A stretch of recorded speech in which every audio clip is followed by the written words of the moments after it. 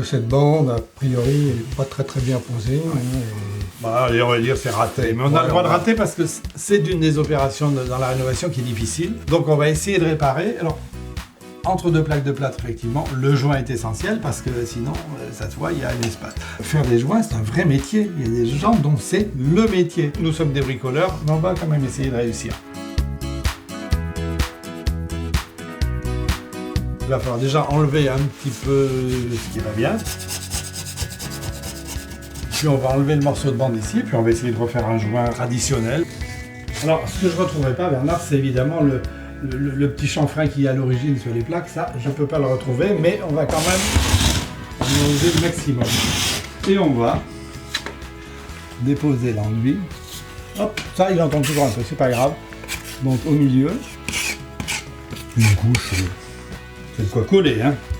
Bon, alors t'as remarqué que pour arriver à déposer mon joint, alors là c'est assez grossièrement, hein, j'ai une grande spatule qui me sert à charger, on va dire.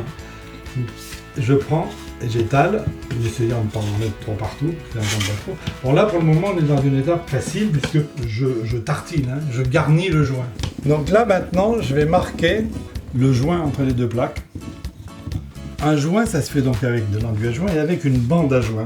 Et cette bande à joint est très particulière, on s'en rend pas compte, mais c'est un papier spécial qui est micro-perforé et qui est marqué pour être plié. Donc je plie effectivement ma bande à joint.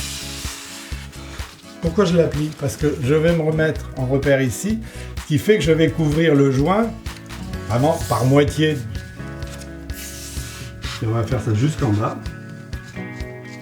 Et là, je vais serrer la bande. Alors, pour la serrer, pour être sûr qu'elle ne descende pas, je la bloque avec mon couteau large. Et je serre la bande sur l'enduit qui est en dessous, en dessinant un sapin, comme ça, pour sortir ce qui est en trop. Et bien là, maintenant, je refais une couverture avec une couche d'enduit, mais cette fois, beaucoup plus large.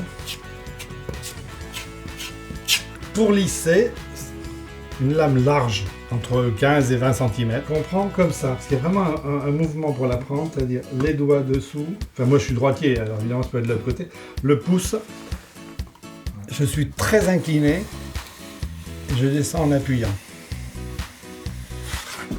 Je décharge, et on va en remettre le plus large possible, parce que ça va nous permettre d'égaliser. Sinon, je vais avoir une bosse, ou dans un sens ou dans l'autre, si j'en mets pas assez. Message.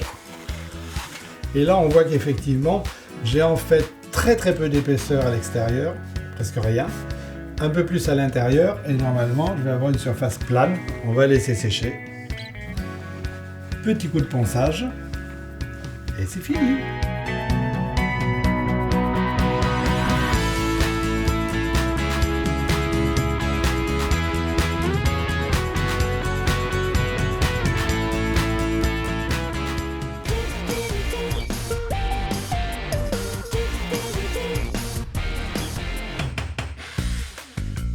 Weldom, ensemble c'est mieux.